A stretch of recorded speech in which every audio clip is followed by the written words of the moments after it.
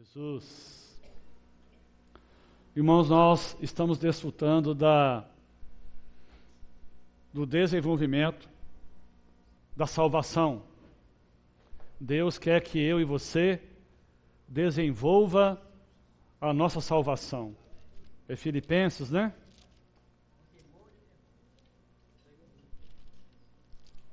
Amém.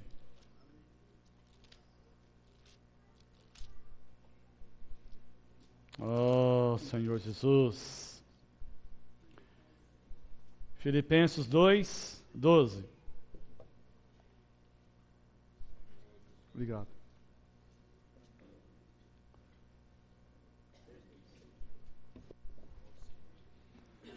Assim, pois, amados meus, como sempre obedecestes, não só na minha presença, porém, muito mais agora, na minha ausência, desenvolvei a vossa salvação com temor e tremor. Desenvolvei a vossa salvação. A palavra mostra para nós que a nossa salvação precisa ser desenvolvida. A salvação, ela precisa alcançar minha alma. Hoje, na nossa experiência humana, o Senhor quer salvar nossa alma. Tem um versículo aqui em 2 Coríntios. 2 Coríntios capítulo...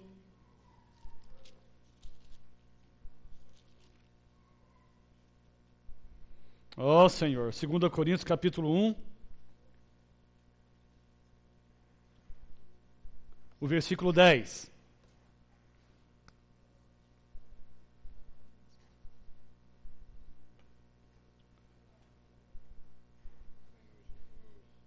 O Senhor fala para nós aqui, o qual nos livrou e livrará de tão grande morte, em quem temos esperado que ainda continuará a livrar-nos.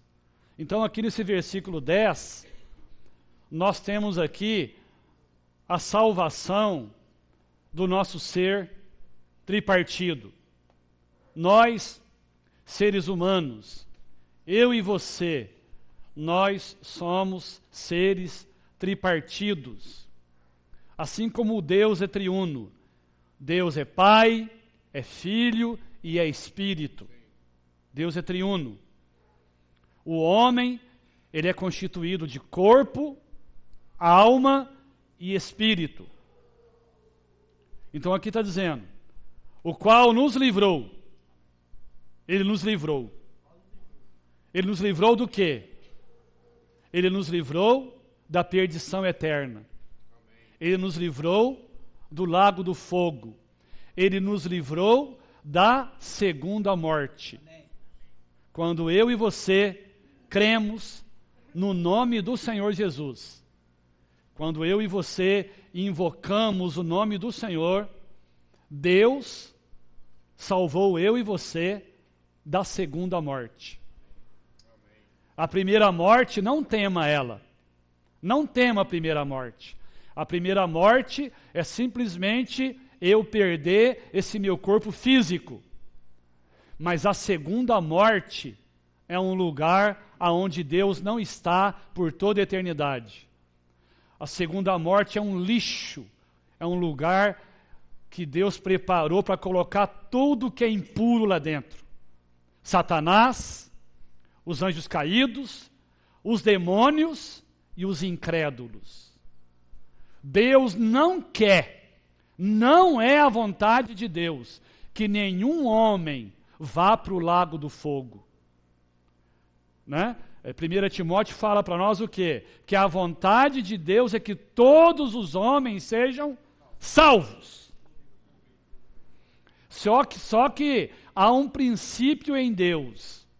Há um princípio em Deus. Deus respeita a sua liberdade de escolha. Você tem o livre-arbítrio. Você pode querer Deus ou rejeitar Deus. Isso é um direito seu. É um direito meu. Mas graças ao Senhor, nós decidimos crer. Amém. E nós recebemos o Senhor. Então ele já nos livrou. Não é isso? O qual nos livrou, nos deu a vida eterna. E livrará de tão grande morte. Esse livrará aqui, irmãos, é o que nós lemos ontem, em 1 Coríntios 15. Esse livrará significa o quê? Deus nos dará, pela ressurreição, um corpo incorruptível. Um corpo de glória. Né? Ganharemos um novo corpo. Um corpo celestial. Um corpo que não tem a natureza da morte nele. A morte não está nesse corpo. Né? Por que eu e você adoecemos? Por que eu e você temos frio, sentimos calor? Por que temos doenças? Né? Todo tipo de doença.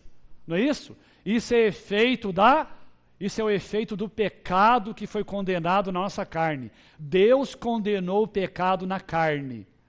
Por isso, né, não importa quão belo e quão lindo você seja, o pecado em você vai fazer você e eu murchar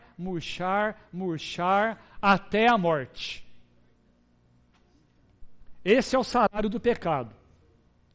Mas essa salvação que Deus nos deu é maravilhosa. Ele nos livrou do lago do fogo, pelo fato de crermos no Senhor.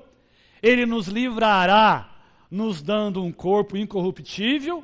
E tem mais, e em quem temos esperado que ainda continuará a livrar-nos. O nosso foco é aqui, irmãos. O nosso foco é continuará a livrar-nos. Isso diz respeito à nossa experiência hoje, à nossa experiência agora. Em quem temos esperado que ainda continuará a livrar-nos. Livrar-nos do que, irmãos? Livrar-nos do nosso ego, da nossa vida da alma caída. Então, o que nós vimos ontem? Nós vimos ontem que o Senhor, lá naquela cruz, a morte do Senhor, lá em João 19.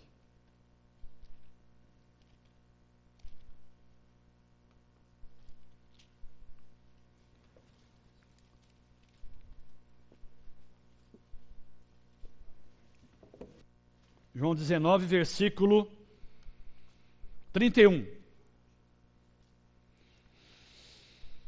Oh, Senhor. A Bíblia fala para nós, né, irmãos? Esse versículo, até as crianças sabem, né? Mas a profundidade desse versículo é maravilhosa. Porque Deus amou ao mundo de tal maneira que deu o seu Filho unigênito, para que todo o que nele crê não pereça, mas tenha a vida eterna. Então, todos os homens que creem ganham a vida eterna. Aqui fala para nós que, no versículo 32, os soldados, por causa da Páscoa, porque ia entrar o sábado, e na velha aliança, na aliança veterotestamentária, na aliança do Velho Testamento, os judeus guardavam o sábado. Então, no sábado, eles não podiam fazer nenhuma atividade. Nem correr atrás de bandido, eles podiam correr no sábado. Então, por isso, esses 3 que estavam na cruz ali, condenados à morte, né, André? Eles ficaram com medo de repente, eles se soltar lá da cruz e vazar. Então, o que eles pediram? Quebra a perna deles, para que eles morram, né? E encerra-se o assunto, e não dê para eles fugirem. Então, os soldados foram e quebraram as pernas ao primeiro e ao outro que com o Senhor tinham sido crucificados. 2 ladrões. Quando chegaram ao Senhor, perceberam que o Senhor já tinha morrido. Não é isso? Chegando-se, porém, ao Senhor, como vissem que ele já estava morto, não lhe quebraram as pernas. Mas um dos soldados lhe abriu o lado com uma lança, e logo saiu sangue e água. Então nós vemos a morte do Senhor aqui em 3 aspectos. Quando o soldado chegou até o Senhor já estava morto. Então, irmãos, nós não podemos nos esquecer disso. Primeiramente, naquela cruz, o Senhor morreu para nos libertar do nosso ego, da nossa vida, da alma caída.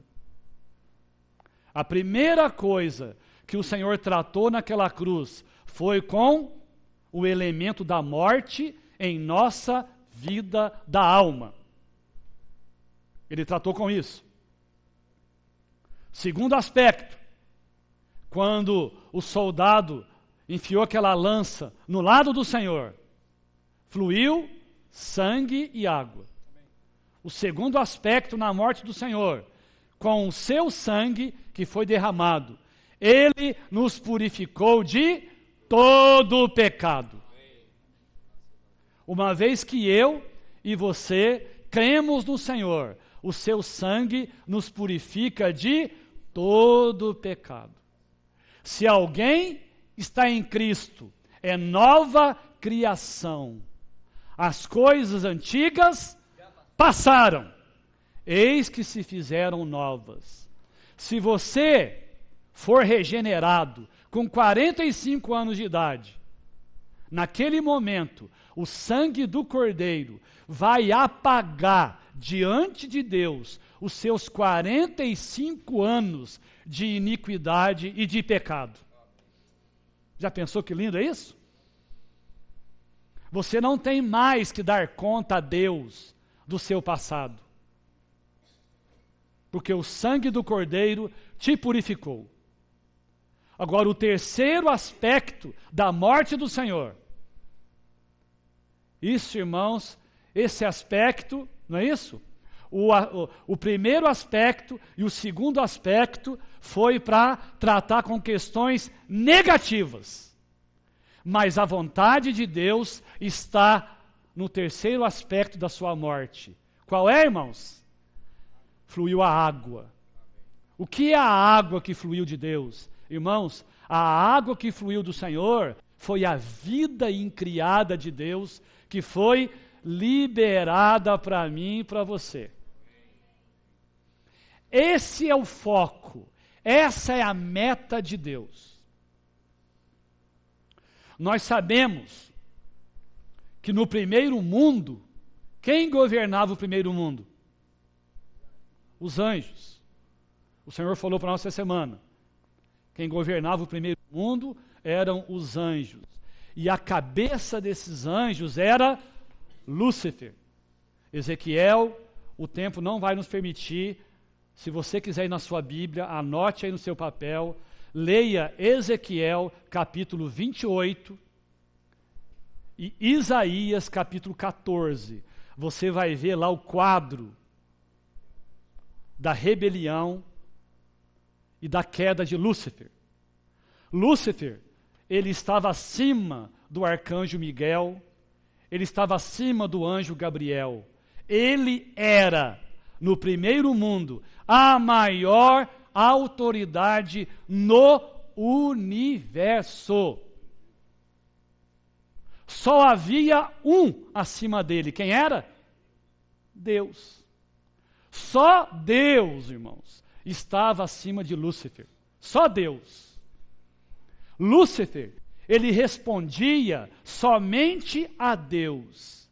E todo o universo respondia a Lúcifer.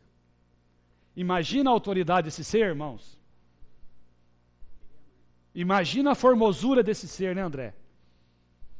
Mas, irmãos, num dado momento, Lúcifer governou o universo por milhões e milhares de anos. Irmãos, ele era estimado, né? Aonde ele passava, irmãos, todos o reverenciavam.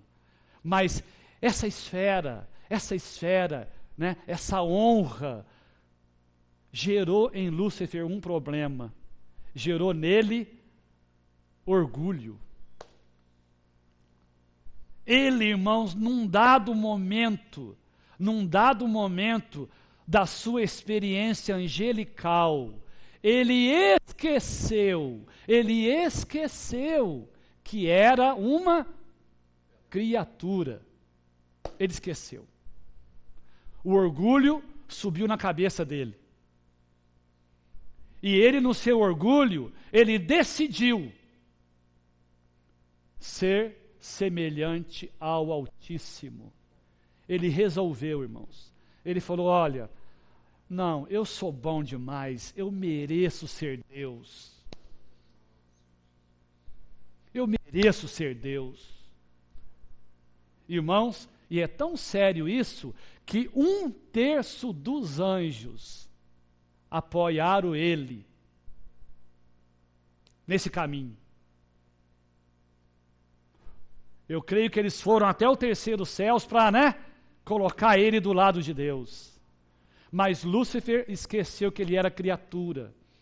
Então, irmãos, ele foi expulso da presença de Deus, ele com 1/3 dos anjos, porque ele se orgulhou. Tem um versículo no Alimento Diário, que nós lemos essa semana, é Salmo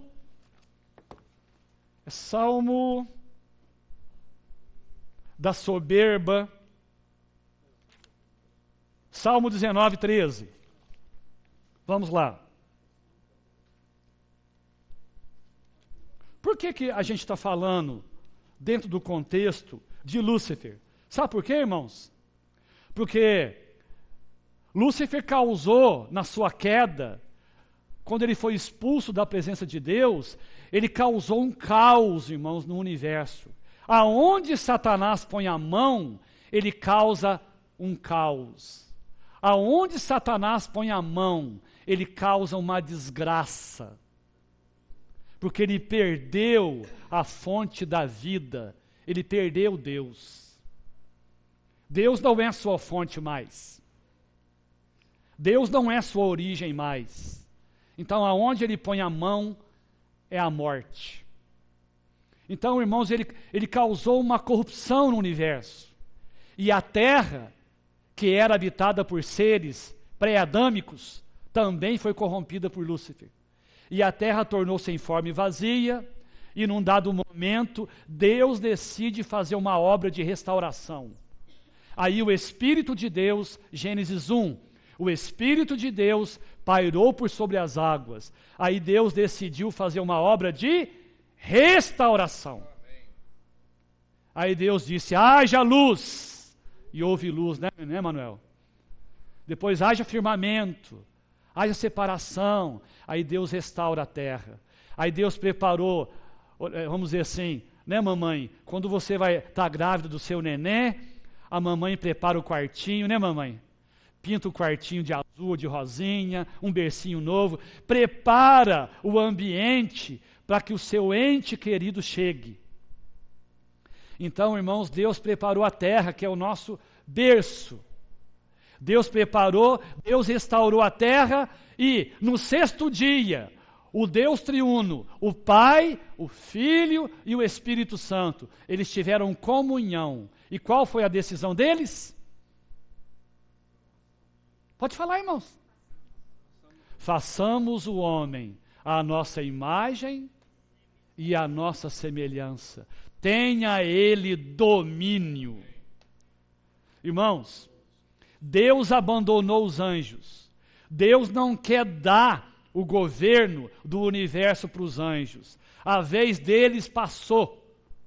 Aí Deus decidiu, na sua vontade eterna, o Deus triuno disse, façamos o homem à nossa imagem e à nossa semelhança. Tenha ele domínio. Irmãos, aí entrou eu e você. Aí entrou nós. Qual que é a vontade de Deus? Qual que é a vontade de Deus? A vontade de Deus, irmãos, é em nós e por meio de nós governar o universo com Ele. Só que Deus agora, Ele não criou mais um sinete da perfeição. Ele criou um ser que é um vaso, aonde Ele é a vida, a realidade e o conteúdo desse vaso, para que esse vaso nunca se orgulhe, para que esse vaso nunca tenha soberba. Por quê? Irmãos, nós somos apenas um vaso. O nosso conteúdo é o próprio Deus, não é? É o próprio Deus. Então o Salmo 19 fala o que para nós? Eu falei Salmo 19, não é? 19, 13, vamos lá?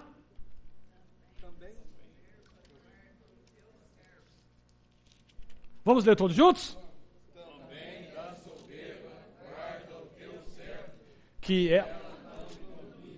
Então serei irrepreensível e ficarei livre de grande transgressão. Irmãos, também da soberba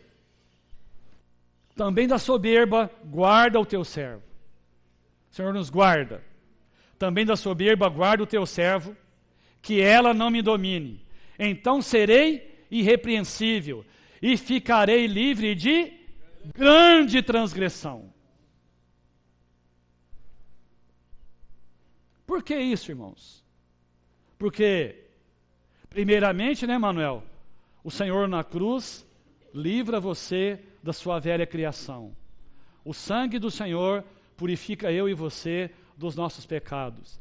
E aquela água que saiu do Senhor, nós vimos ontem, que é o Espírito que dá vida. O Senhor Jesus, Ele era o Filho unigênito de Deus. Mas a partir da sua morte, quando fluiu dele aquela água, a vida do Filho unigênito de Deus alcançou eu e você. Então agora não existe mais o Filho unigênito. Agora Jesus tornou-se o Filho primogênito, porque nós também ganhamos a filiação. Nós nos tornamos filhos de Deus. A vida do Filho de Deus, que estava apenas no Senhor, agora a vida do Filho de Deus também está em mim e em você. Então nós ganhamos a filiação. Nós ganhamos a filiação. E agora eu e você estamos num processo de amadurecimento para ganharmos a plena filiação. E quando eu e você ganhamos a plena filiação, nós nos tornamos vencedores e nós reinaremos com o Senhor na próxima era. E acontece algo, irmãos, na vida da igreja, Deus nos concede dons. A vida da igreja é uma esfera aonde os filhos de Deus amadurecem e crescem na vida. A esfera da vida da igreja. E nessa esfera da vida da igreja, Deus nos concede dons. Certo? Deus nos concede dons. E por que que eu tenho dom? Por que o Arildo tem dom? Por que o André tem dom? Por que o Rosca tem dom? Cada um de nós tem um dom, irmãos. E esse dom é para a edificação do corpo de Cristo. E quanto mais eu exercito o meu dom, quanto mais você exercita o seu dom, mais você amadurece na vida divina. Irmãos, o segredo para o crescimento da vida em nós é servir os irmãos. O segredo. Você quer crescer, irmãos? Você quer amadurecer no Senhor? Você quer chegar à plena maturidade da vida? Sirva os irmãos com um dom que te foi dado. A uns foi dado 1 talento, a outros 3, a outros 5, a cada um segundo a sua própria capacidade. Mas, irmãos, no que diz respeito à vida da igreja, você deve ao Senhor o exercício do seu dom. Irmãos, é importante a gente falar isso. No tribunal de Cristo, o Senhor não te pedirá conta de nenhum pecado ou erro que você cometeu. Mas ele vai pedir conta do seu talento, do dom que ele te deu para edificação. Então, irmãos, para eu e você crescer na vida, nós precisamos viver a vida da igreja. E o viver a vida da igreja, irmãos, é vivermos para a edificação do corpo de Cristo. Se você é fiel lá no seu grupo familiar, se você é fiel lá no seu grupo familiar em cuidar dos santos que reúnem com você, você está aperfeiçoando o seu dom. E esse seu dom vai te amadurecer na vida. Agora, irmãos, uma coisa tem que nos nortear. Não importa o quão grande seja o seu dom. Não importa o quão grande seja o seu ministério. Eu e você não podemos esquecer que a fonte, que a origem do nosso dom, quem é? É o Senhor. Para que nós não incorramos no erro de ter o que, neném? Orgulho. Não é? Porque, irmãos, nós corremos esse perigo. Muitos irmãos perderam a vida da igreja. Muitos irmãos deixaram a restauração do Senhor. Percebe para você ver, os irmãos simples, eles não causam problema, mas aqueles irmãos, né, André, que são muito usados, que têm muito dom, irmão, eles correm um perigo maior de tropeçar, sabe por quê? Porque sobe na cabeça, né, Nené? O trem sobe na cabeça, viu, irmãos? Ele começa a ser muito usado, ele começa a ver o resultado do seu ministério, ele começa a ver, né?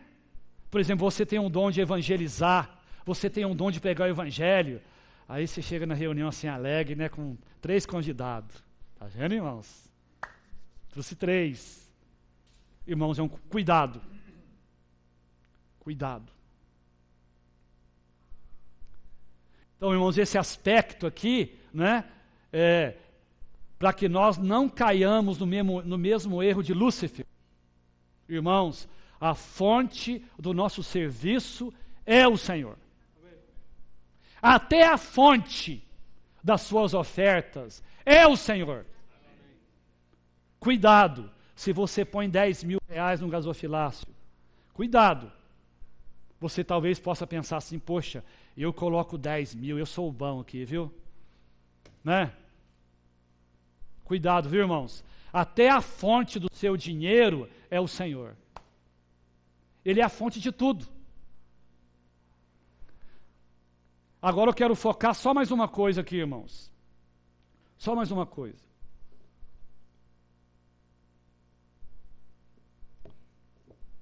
Ele nos livrou, Ele nos livrará.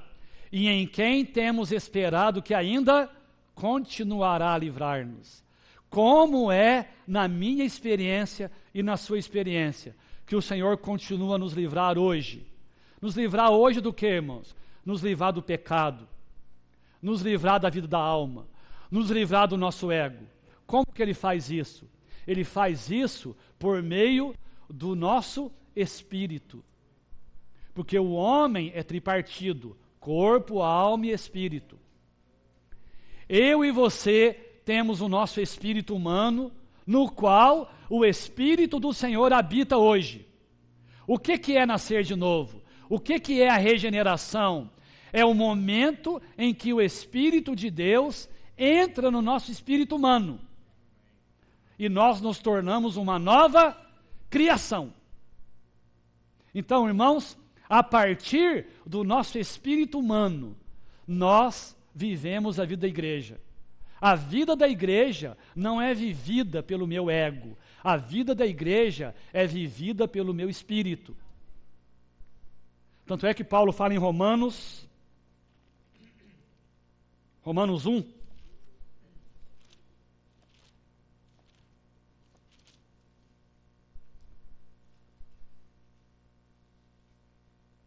Romanos 1:9 fala assim: porque Deus, a quem sirvo em meu espírito, porque Deus a quem sirvo em meu espírito, no evangelho de seu Filho, é minha testemunha de como incessantemente faço menção de vós. Você está com o alimento diário aí? Quem está com o alimento diário? Vamos abrir na sexta-feira.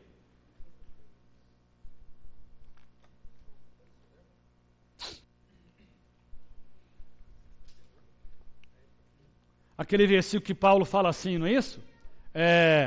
De forma que servimos em novidade de espírito e não na caducidade da letra.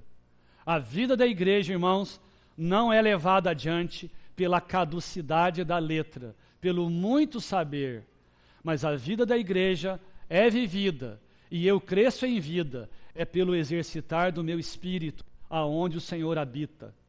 E a partir do meu espírito, o Senhor satura a minha mente, minha vontade e a minha emoção, que é a minha alma, propriamente dita.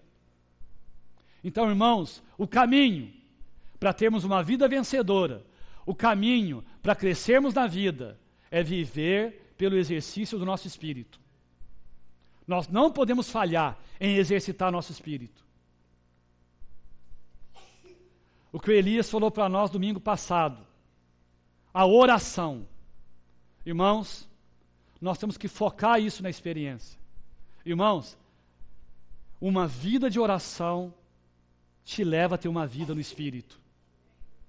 Irmãos, se temos pouca oração, temos pouca vida no Espírito. Uma pessoa que tem uma vida de oração é uma pessoa que experimenta um viver no Espírito. Porque, irmãos, a oração é uma expressão da nova criação. Porque a nova criação, ela depende do Senhor. Se você ora pouco, é porque você vive em si mesmo. Mas se você ora muito, é porque você toma o Senhor como sua vida. Você dá o encabeçamento para Ele. Percebe a importância da oração? Então nós vamos ler aqui. Os irmãos me perdoam, são 11h05, até 11h20, tá bom? O almoço não está pronto. Nós estamos em casa, né? Vocês vão ter um pouquinho de paciência, né? Vamos invocar o Senhor, vamos? Oh, Senhor Jesus!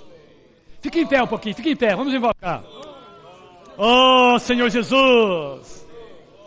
Oh, Senhor Jesus! Amém! Amém!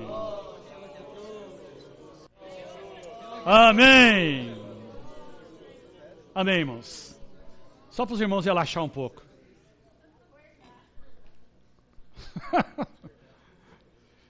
Então, irmãos, aqui, abre o seu alimento diário, sexta-feira, página 112.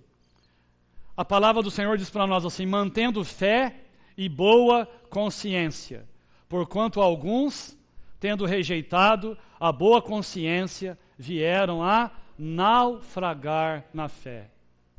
A consciência faz parte do nosso coração. A minha alma é minha mente, minha vontade e a minha emoção. O meu coração psicológico, o meu coração espiritual é minha mente, minha vontade, minha emoção, mais a consciência. A consciência é a porta que abre o seu espírito. Por isso, Por que todo primeiro dia da semana, irmãos? Isso aqui não é uma doutrina, não é uma tradição. Porque todo primeiro dia da semana nós temos a mesa do Senhor. É porque o Senhor nos dá a oportunidade de ter um novo começo. Às vezes, durante a semana toda, você não teve, oportunidade ou tempo, não sei.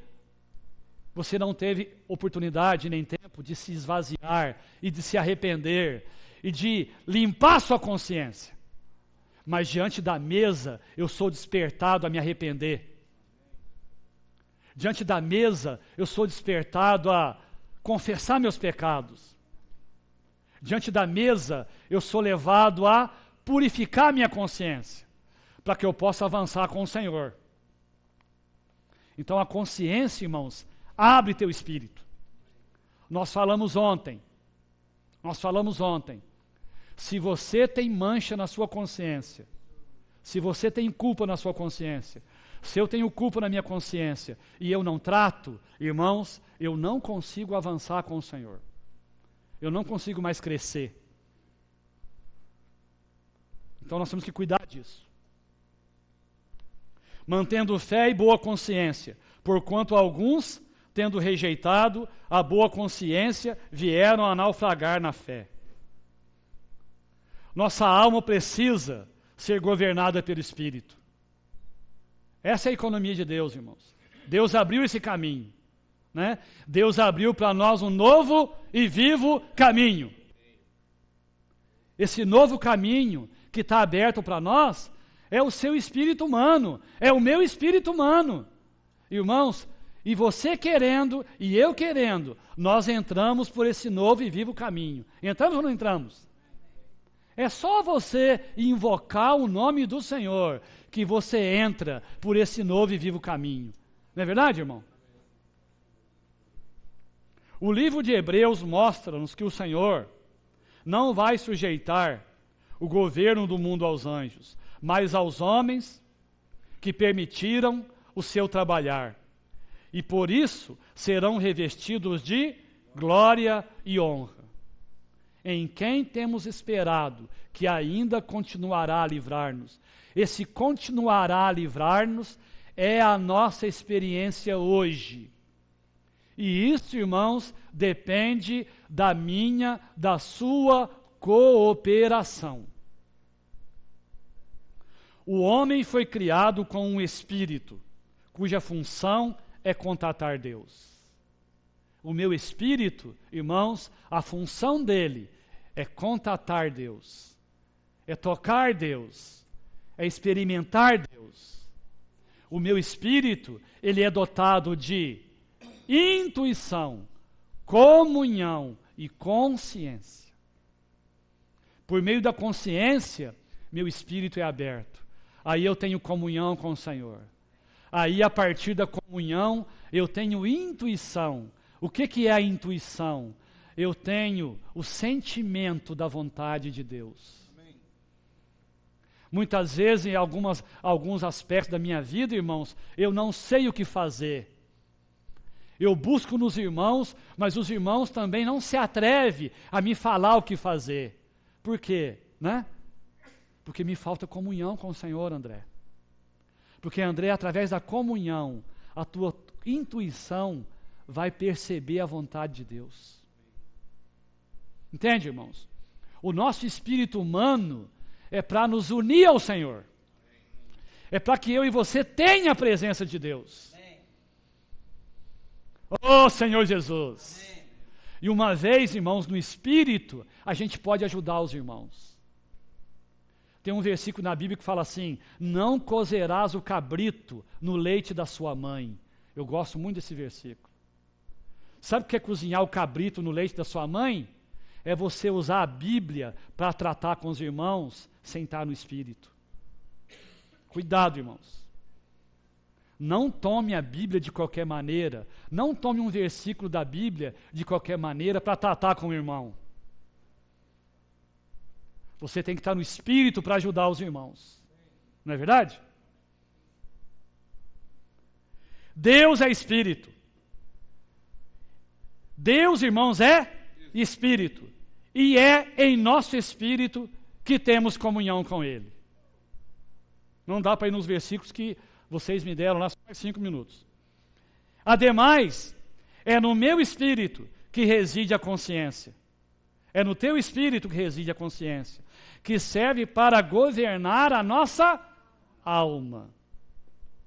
Ao fazermos algo inadequado, a consciência reprova a nossa atitude e não permite que tenhamos paz interior, enquanto não nos arrependermos e confessarmos o nosso erro, reconciliando-nos com o Pai.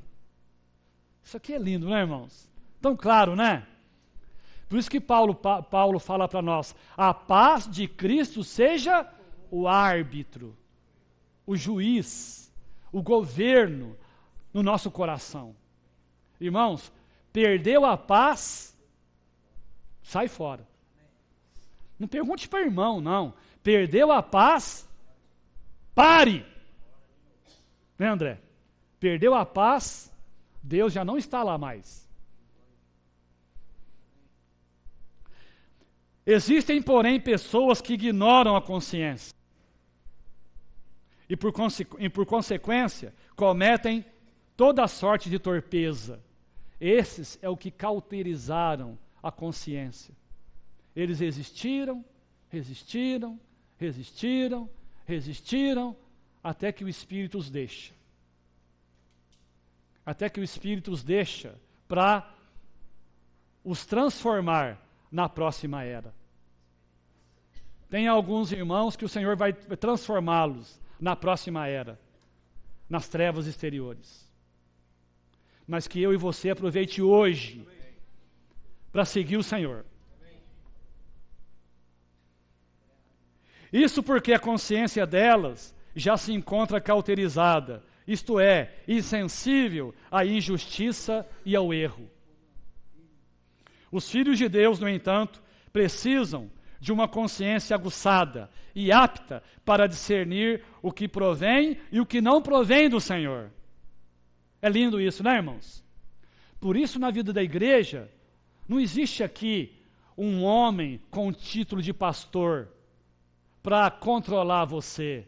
Irmãos, nós estamos no reino, nós estamos na era do Espírito. Adianta, rosca, um homem governar você?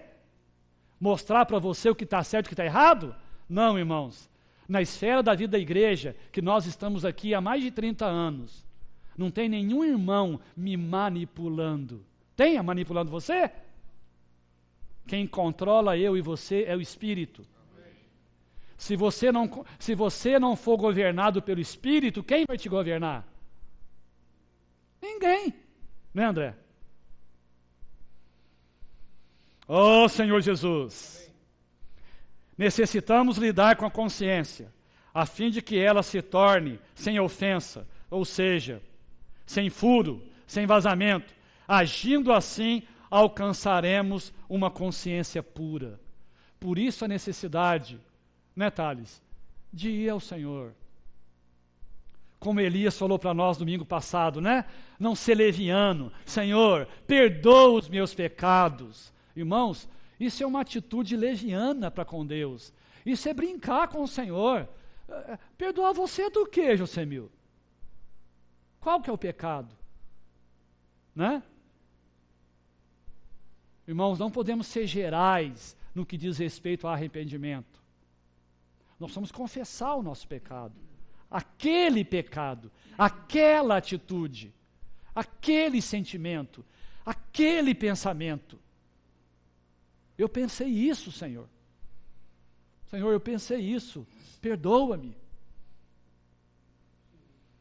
Além da consciência, há no espírito humano outra parte chamada comunhão. É através da comunhão que nos relacionamos com o Senhor. A comunhão que há no espírito do homem permita que ele tenha um vivo contato com Deus. Está vendo, irmãos? Porque precisamos exercitar o espírito. Por fim, também há no meu espírito, há no teu espírito humano a intuição. Essa parte permite-nos ver sentir, perceber com mais clareza a vontade de Deus. Aleluia! Se vivemos de acordo com a comunhão, com a intuição, consciência, colocadas em nosso espírito, certamente alcançaremos o propósito de Deus, que é ser um com Ele em vida e natureza. Quer de fato, irmãos, viver na esfera da filiação, da maturidade da vida.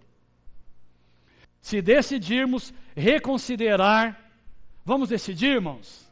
Vamos decidir. Se decidirmos reconsiderar o que somos, fazemos diariamente diante de Deus, Ele nos mostrará que carecemos de mais mudança. Ele vai mostrar para nós.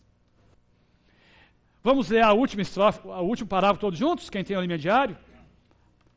Em todo momento de inquietude interior, não ignoremos a consciência, sob a pena de continuarmos no pecado. Antes arrependamo-nos e tenhamos paz com Deus, que possamos comungar com o Senhor, buscando ser íntimos dele, e que sejamos sensíveis à sua direção, movidos pela intuição do Espírito. Ele nos criou com um Espírito que abrange esses aspectos. Se hoje nossa alma for sempre governada pelo Espírito de Deus, na sua volta governaremos com Ele o mundo que há de vir. Ó Senhor Jesus! Irmãos, é bom o alimento diário ou não é? Você tem o seu? Está vendo, irmãos? Essa é a palavra que nós temos.